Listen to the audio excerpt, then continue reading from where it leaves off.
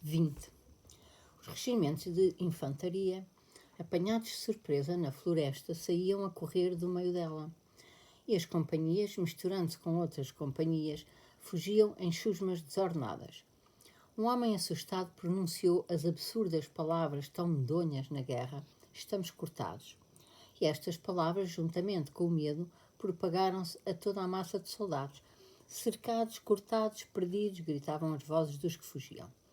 O comandante do regimento, no preciso momento em que, ao ouvir o tiroteio e o grito uníssono nas suas costas, compreendeu que estava a acontecer qualquer coisa de horrível com o seu regimento, e a ideia de que ele, um oficial exemplar e de longa carreira, sem uma única falha no seu ativo, pudesse agora ser culpabilizado perante os chefes por erro ou negligência, abalou de tal forma que, esquecendo-se no mesmo instante do coronel de cavalaria desobediente e da sua própria importância de general, e esquecendo sobretudo por completo o perigo e o instinto de sobrevivência, agarrou-se ao arção da sela e, esporeando o cavalo, galopou ao encontro do seu regimento sob uma chuva de balas que só por milagre não o atingiram.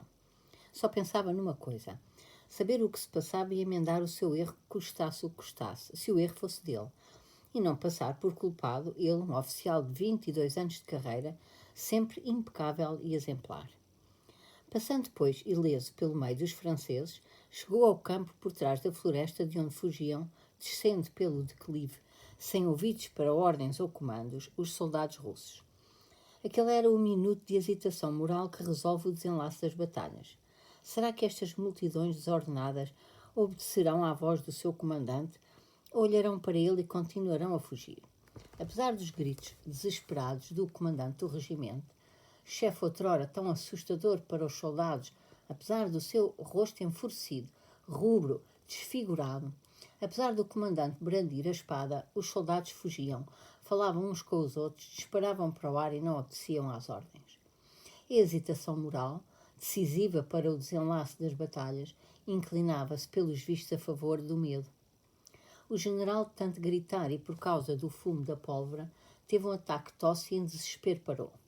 Parecia tudo perdido, mas os franceses, em pleno ataque, sem motivo visível, deram meia volta e correram para trás, abandonando a orla da floresta de onde surgiram os atiradores russos.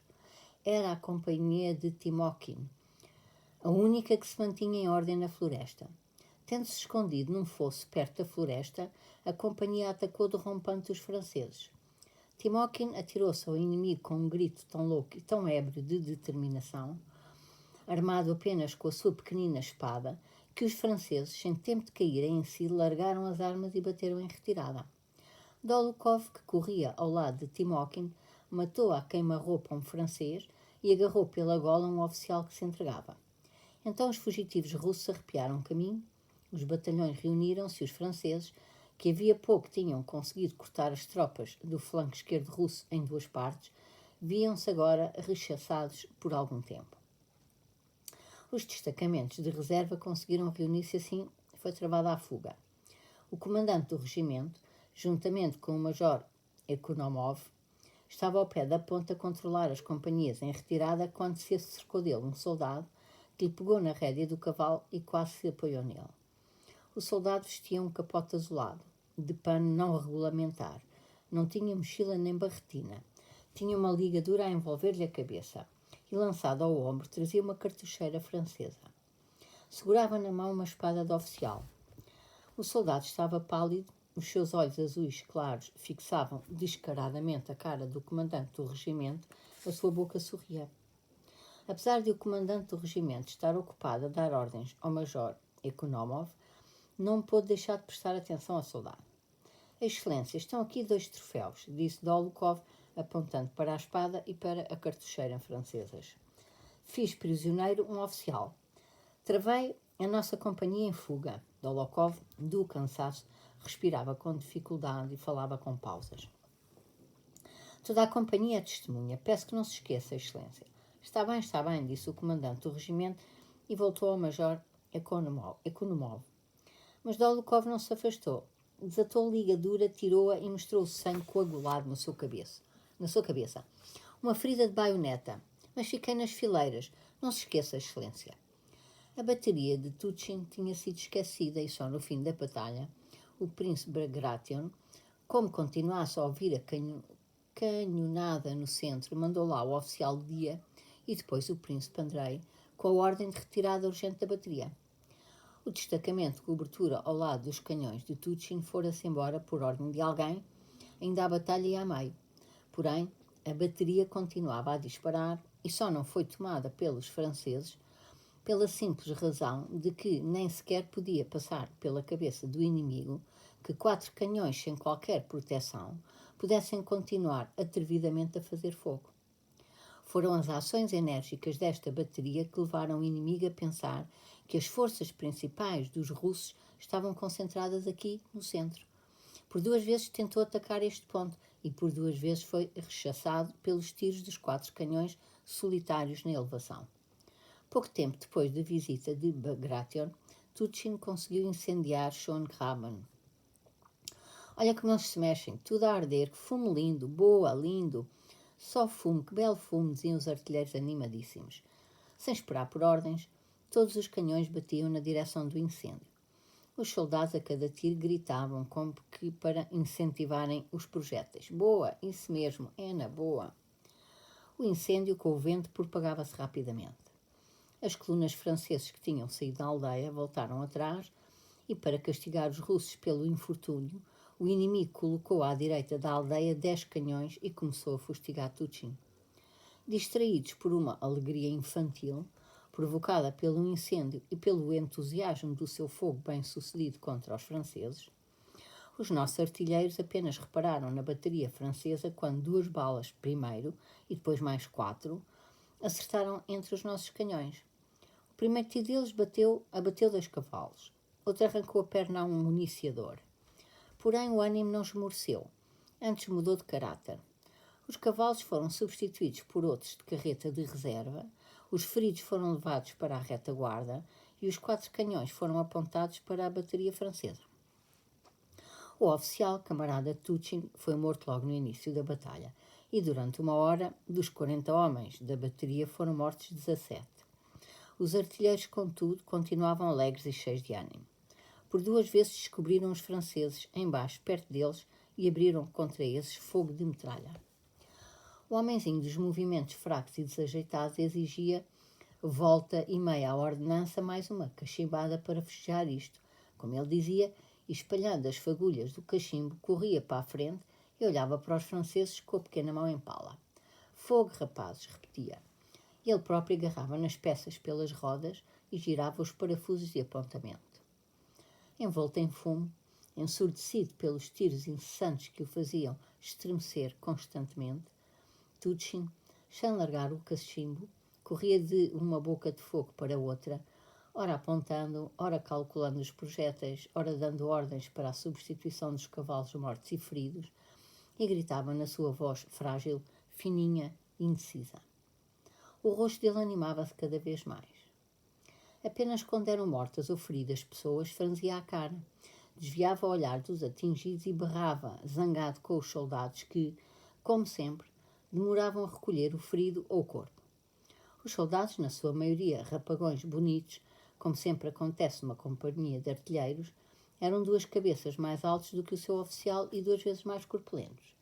Todos, como crianças numa situação difícil, olhavam para o seu comandante e a expressão do rosto dele refletia-se infalivelmente nos seus rostos.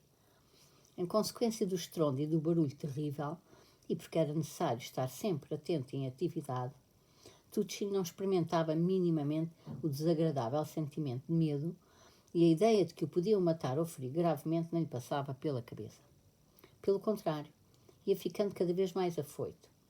Parecia-lhe que vira o inimigo pela primeira vez e dera o primeiro tiro havia muito tempo e que o pedacinho de terra que ocupava lhe era familiar, conhecido havia muito. Apesar de se lembrar de tudo, perceber tudo, de fazer tudo o que poderia fazer o melhor dos oficiais naquela situação, o seu estado de espírito assemelhava-se ao delírio febril ou ao de um homem embriagado. Por causa do estrondo ensurdecedor dos seus canhões, por causa do assobio e do bater dos projéteis inimigos, porque tinha diante dos olhos artilheiros suados, de caras vermelhas, afadigando-se, apressados nos canhões, porque via o sangue das pessoas e dos cavalos e as fumaças do lado inimigo. Depois daqueles farrapos de fumo vinha sempre uma bala que batia na terra, num homem, num canhão ou num cavalo. Por ter sempre diante dos olhos tudo isso, criou-se na sua cabeça um mundo fantástico que lhe dava um prazer intenso nesses momentos. Os canhões inimigos, na imaginação dele, não eram canhões, mas cachimbos por onde um fumador invisível tirava nuvens de fumo.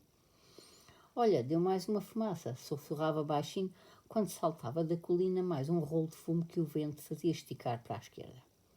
Esperemos agora pela bola, para a mandarmos para trás. O que manda Sua Senhoria? Perguntou o carregador que estava atrás dele e o ouviu murmurar.